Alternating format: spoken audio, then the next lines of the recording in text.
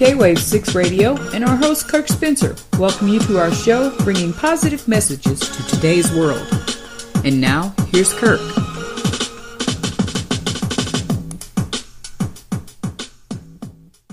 Hi, and welcome to K-Wave 6 Radio. Today we have Chad C. Meek of Giant Rock, the movie. We're back, and last time Chad was here, we did run out of time. And there's some other questions that I did want to ask, but we're just going to make this kind of a short show today because it's just an add-in. Just want to start with, Chad, you wanted to target a certain audience, so why don't you go from there? Well, as we were talking after the last show, I wanted to, we were talking about the boomer generation and the quality of movies that are out there now, and how the boomers are just not being served. In fact, they're being ignored, and which is really incredible because there's 80 million boomers, and they're moviegoers. In fact, they go at least once a month, each of them.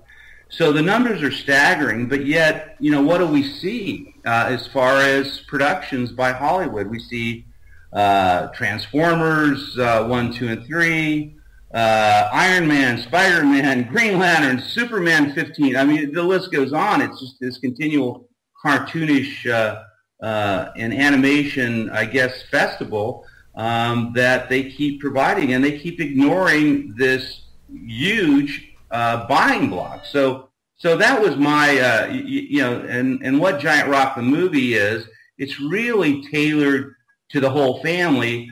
But we have several components, that was unusual for today's movies, which is we have a wise old grandmother, okay? How many movies do you see a wise old grandmother? Not very many. And of course, we have all demographics in between, especially we have frightened little children who are being chased by spaceships.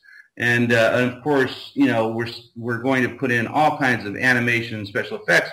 But they're going to be they're not going to overwhelm the story. And so that's kind of what the movie, that's the target audience that we'd like to get is, we'd like to get the boomers back in the theaters, and hopefully we'll do so.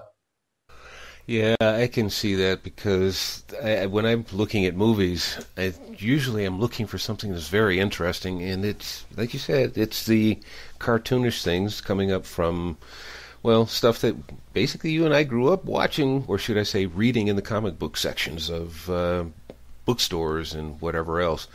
I enjoy watching some of those movies, but it's kind of like after a while it's like, how about something a little bit more mature, and it has something to do with life, etc., etc. Absolutely. I guess the question is, and again, I love comic books myself, but I just don't want to have to pay, $12 to $15 to go see a comic book movie. I mean, I don't. There are certain circumstances that I will take my grandchildren, to, and we'll go watch.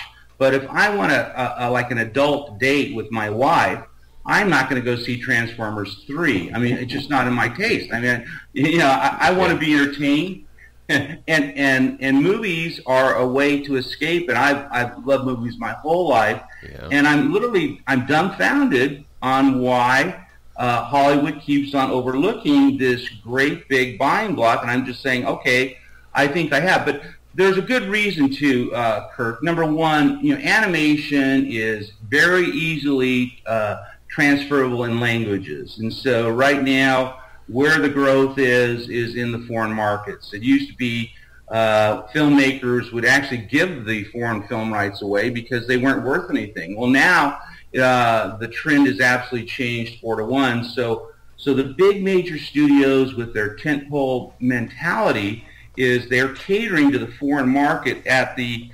expense to the mature audience, too, because but it doesn't make any sense because what's happening is the younger people, a demographic between 14 and 27, are going to the movies less and less and less. So in hope of that, as far as from a business perspective, and and although we are all creators and fantastic artist, the bottom line is that there's a bottom line. Yeah. So, as you can, sure. Well, let's do, if you don't mind, let's do a little comparison here, because we had a little conversation about the latest Tom Cruise movie. And you said it to me first, and it seems like everybody else has followed suit that don't even know you. Is you're saying that this movie that Tom Cruise did is like a combination of Groundhog Day and Terminator, I believe you said it was?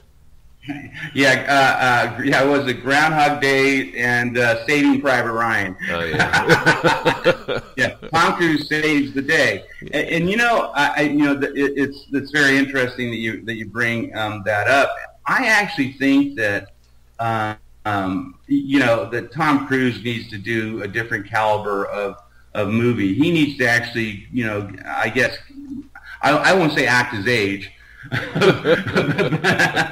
but do a little bit more. And of course, I think the movie did okay. It wasn't a really huge success, but it certainly did okay. But one thing I tell everyone, there's a movie critic, and I wrote him an email or Facebooked him after I heard it. He's the head movie critic for the Onion, which is this very popular website. Yeah. They've got millions of followers, and his name's Peter K. Rosenthal, and he did a review of the Planet of the Apes. And I damn near died. It was just like, oh my God! You mean there's another intelligent life form on Earth? And it was sarcastic, a little, a lot of crude. I caution people because some of his words are a little bit risque, but you definitely get the point. And so I highly recommend that if anybody's out there listening, go watch Peter K. Rosenthal's review of the Planet of the Apes, and it'll essentially. It encapsulates what I think, about movies and what I believe, and how I'm very confident that Giant Rock the movie fits the need. It's a little, of course, it's an epic UFO thriller. It's nostalgic. We go from 1930. The first part of the three-part trilogy, we go from 1930 to 1963. It's based on true events, and the characters are credible, and it's believable, but yet there's so much excitement going on. I think that is a little bit different than most of the movies that we're seeing. Now let me ask you a question, because I know Hollywood likes to do on occasion some movies based on reality. So I know you're the writer of the movie and you're the executive producer. So tell me, how do you see all of what you've written? How do you think Hollywood is actually going to react to you wanting to keep it as close to the truth as possible? I think that if this begs dramatic license. As far as that, and as far as my guesstimation, as far as truth versus creative license, I'd say it's 70 on truth and 30 on creative license. How will they respond?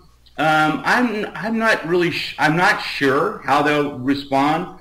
I just know how the audiences will respond. And the subject matter, it's amazing. I had two women over for dinner last night with my wife, of course, and one of them had lived out at Joshua Tree, and she was completely thrilled and overjoyed about me doing this movie, because she was there and she knew what was going on, and I didn't even know that she was out there, ever spending time out there. But it's amazing as far as the feedback I get in real time from real people about the subject matter, regarding George Van Tassel and of course Giant Rock the movie and all the crazy things that happen out there. Mm-hmm.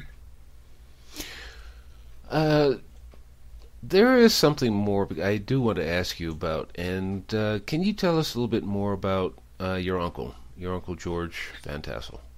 Well, yeah, sure. I guess the best thing that I could really say about him is that he was probably the last greedy man on the face of the planet. He did everything.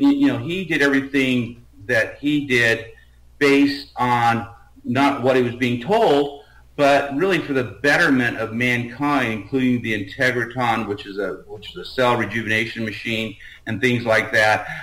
It had all kinds of different things, but his intent was so wonderful, and he took such a leadership role to a whole host of thousands of people that I've actually met around the world that were inspired to get in their respective careers. One was a rocket scientist out at Morton Thiokol. He said he never would have gotten into rocketry had he not met my Uncle George. I'm thinking, wow. I mean, I don't know how many. I don't know about you, Kirk, but I don't think I've inspired anyone to be a rocket scientist.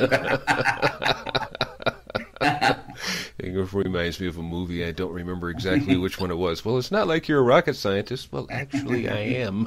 Actually, I am. I know. Yeah. But the reason why I want to ask you this about George, your uncle, is because I've shared in our previous episodes together. I shared links to an interview with your uncle. It was a television interview that's on YouTube.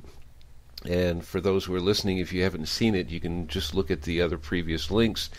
I think it's even listed on the YouTube video that I've done with Chad before.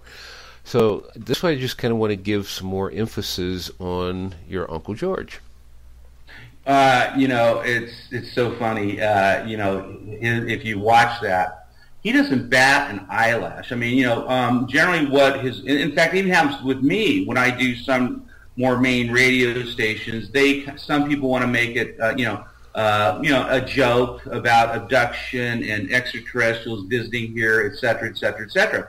But if you watch him, he doesn't get mad. He doesn't get angry. Mm-hmm. I mean, I really have to admire him because I do. I actually, when it gets a little bit too much, too personal, like I'm somewhat suffering from some sort of mental illness. I am, because I'm making a film in today's world. That's the insanity that I have. But other than that, I'm quite lucid. But he doesn't bat an eyelash. He doesn't get emotional. He just expresses in real time, in real words, his own truth. And that's something that has to be admired. You could not rattle the guy. I mean, as far as that, he would just look at you and say things like, you don't understand. They're walking amongst us as we speak. We just don't realize it. And I am absolutely getting more and more pleased about the things that have occurred just over the last 4 or 5 years. And in particular, NASA, God bless them, NASA comes out yesterday with the news that within 20 years, we will be communicating with extraterrestrials. Now, just think it. Just listen to that. I mean, we have this scientific icon group that they say now. Mm-hmm. But can you imagine even? I actually have to suffer a little bit of ridicule for stating what I know, and the list goes on and on and on. But look at where we're at today. Now NASA. So either one of two things are happening. They already are there, and they're covering their buttocks, which I actually think, I have this very suspicious, iconoclastic mind. I think they're just covering their butts just because they're already here, and that's what I think. But getting back to my Uncle George, he was the pioneer. And he is revered in all of the UFO circles. He really is. He championed this thing right after Roswell when it was not cool or popular to do, and he was ridiculed and chastised, but never blinked. So there you go. Yeah, it's kind of a shame because people have a tendency to go, well, I haven't heard of it before, or I haven't seen it, so it can't be true, or it's usually the wingnuts that are out there that are doing this, and whatever, they're the homeless people. Yeah, I've been visited by, or the people that live out in the country, because we always hear about the people that are living out in the boondocks someplace, and I've been abducted, and so on and so forth. But it is kind of the same mentality of somebody coming up to you and I want you to believe in whatever, God, Jesus Christ, whatever, and you haven't seen them, you haven't shaken hands with them, you don't know, but you're going to say, yes, they exist, but these people that believe in UFOs and whatnot, they're crazy, they're nuts. But for those of us who have seen literally the word unidentified, or excuse me, the phrase unidentified flying objects.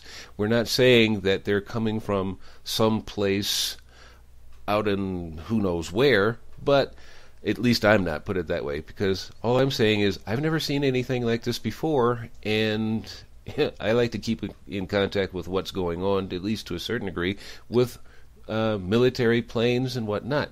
And these aren't any sort of military that we see or being shown.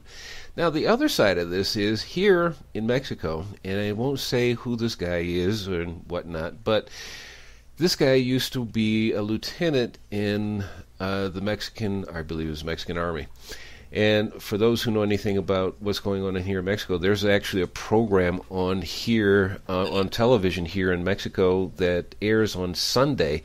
And the guy's first name is, I believe, is Jorge, and I can't remember his last name. But he does a UFO show every Sunday. So it's nothing unusual to see that here in Mexico.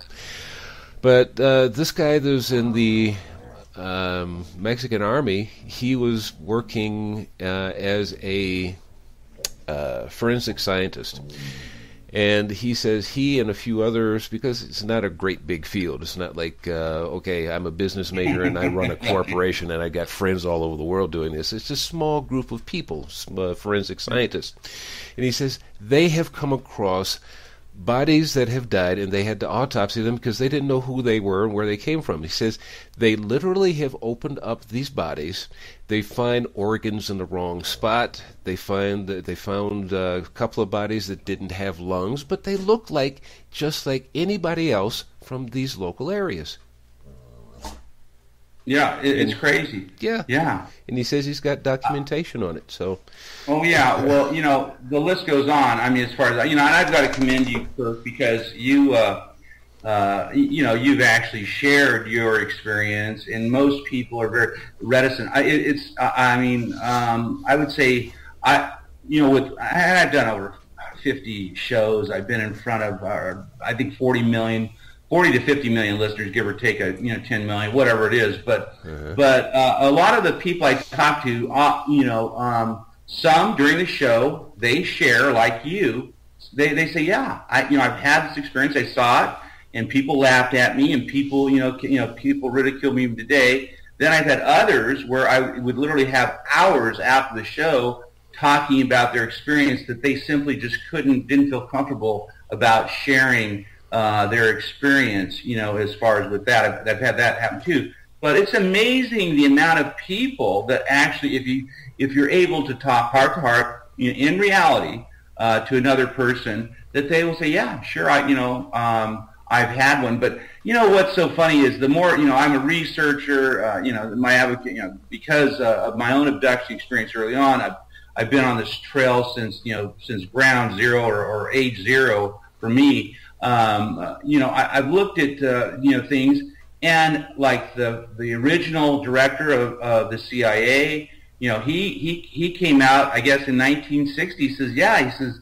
and did a New York Times article. This is the director of the CIA, original guy, and he simply said yes, that there are, and we, and he says the Air Force generals keep coming to me and say, what do we do with this? And he says it's time to get this, to stop ridiculing the people that say that they've had these experiences. So it goes on even with our own government. But then you go to Canada, it's the who's who of people that have come out that have actually seen not only seen bodies, UFO bodies, and a whole an amazing amount of data information. Then you go to Great Britain. The Vice Lord Admiral of Intelligence and all this stuff, he comes out and claims it. So it's really amazing that would even have the discussion, as far as simply because if these are the same people who believe in their various systems of government and the people that are within them, but yet they'll turn around and say, hey, wait a minute, you're a little strange by saying that you've seen an unidentified flying object. And I'm thinking, there's a little bit of there's a lot of hypocrisy that's going on out there, and I'm not, and I haven't been able to put my finger on it. I think it's just alarming, Kirk, for people because it just disturbs their sense of what they perceive as reality, and it makes them uncomfortable. So I guess their reaction would be to tear down or make fun of, or and what I just think it's a reaction. At least that's my belief. Mm-hmm.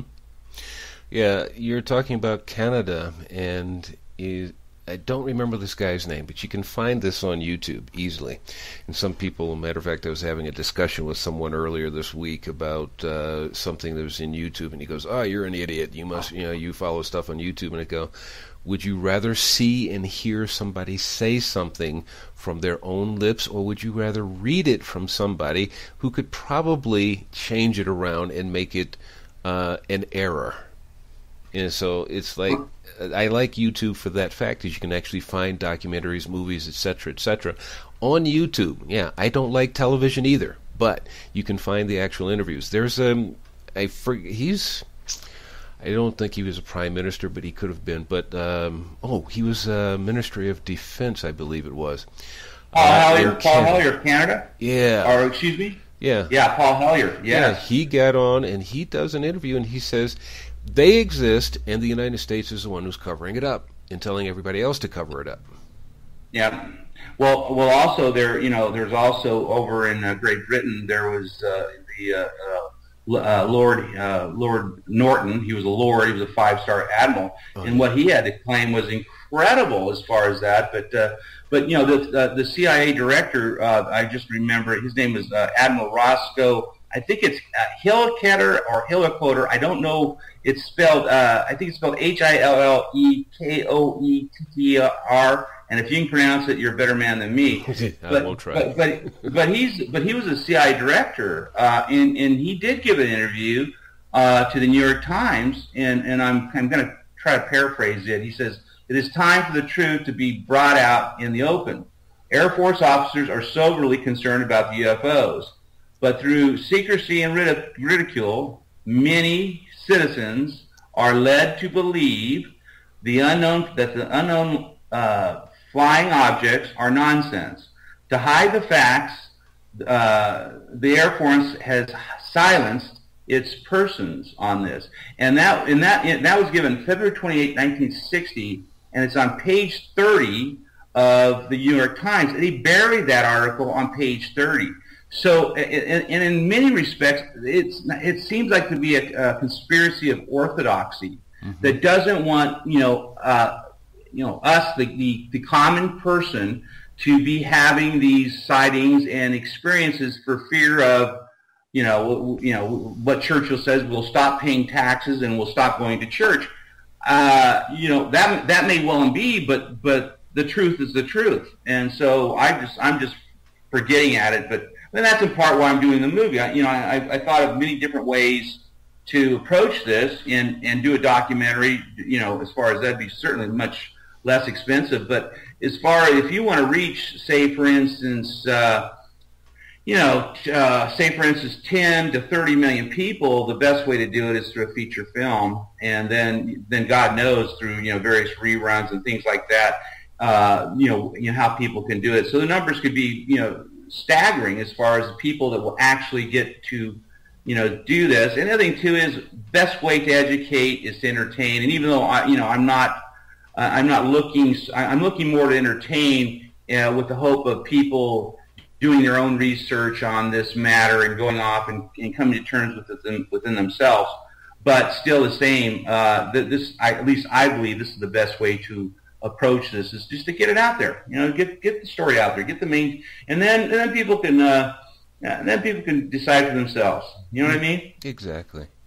Yeah, people are going to do that anyway. So just go ahead and get your movie out there, man. And, I know.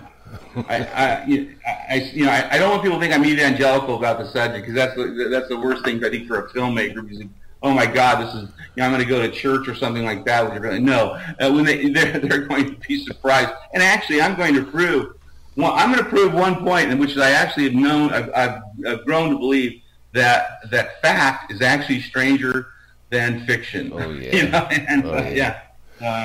Oh yeah, it was.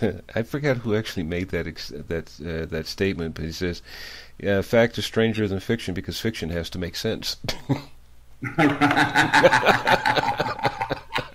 That's great. I'm gonna write that one down. Yeah, that's the last part of it. I don't remember who made the quote, but then again, I'm one of those who I go for the meaning instead of always who made the quote. It's not that really important as what he said that was important. Yeah, I know. So people ask, well, where'd you read that? It's like, my gosh, I read thousands of documents, all the time. And it's like, yeah, I mean, if I could do an add-on, I guess, on a molecular add-on in my brain for as an added memory chip, I'd be tempted to almost do it, because I tell you what, where did I get that? I know it somewhere, and so so I always look for little scraps of note papers. I don't throw anything away anymore because generally I need that. Yeah, I think it was Mark Twain that said it. Was just while you were talking, it just kind of came to my mind. But I think it was Mark Twain that said that. But yeah, you can always check it out. Go check it out, Mark Twain quotes, and see if he actually said it. But anyhow, for those of you who really need to find out who said that, yeah. Anyway, do you have anything else that you'd like to say here, Chad? We're running up on our half an hour.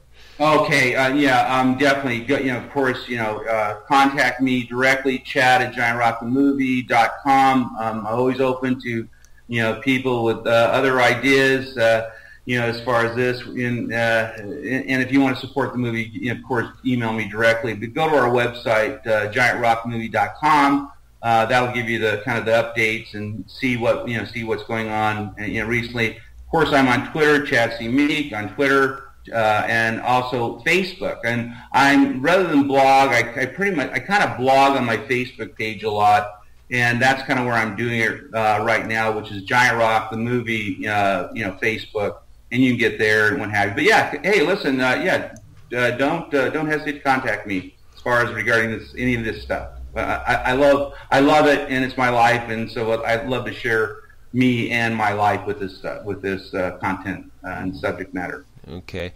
Not that we're holding to 30 minutes exactly, but Chad, I do want to ask you one other thing here, if you don't mind. As I was saying earlier, a lot of people, they just think that the UFO subject is for left-wing nuts and all that kind of stuff, or wing nuts that are threaded in the wrong direction. Tell us just a little bit, in brief, about your history, professional history. Oh, listen, I ran oil and gas companies, I've actually been I've actually been a registered Republican, so I was probably, but I also was voted Democratic, so I'm a left and right wing nut. So, my politics are, I'm fiscally conservative, but I'm socially open to other ideas when it has to do with other people's money. There you go.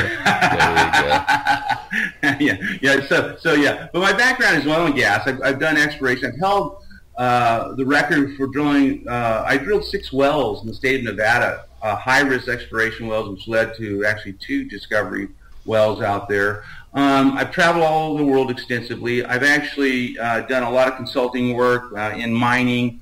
And we've actually owned 40 miles worth of gold square miles worth of gold mines up in Alaska.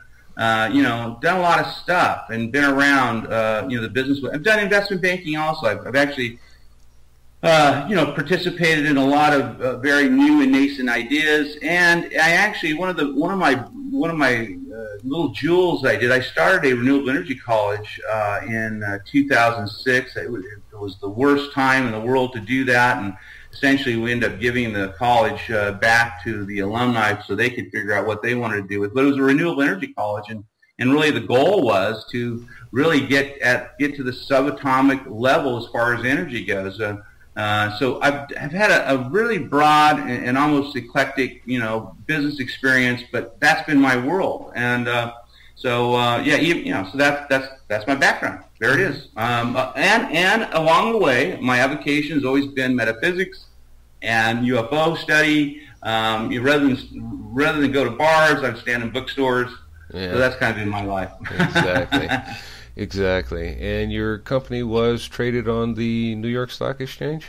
No. We actually traded on the old Salt Lake City Exchange. We were formerly called Petromech Nevada. It was an oil and gas company, and we traded there for about 6 years. And it was the number one trader in the region. As far as that, we had a lot of activity on it.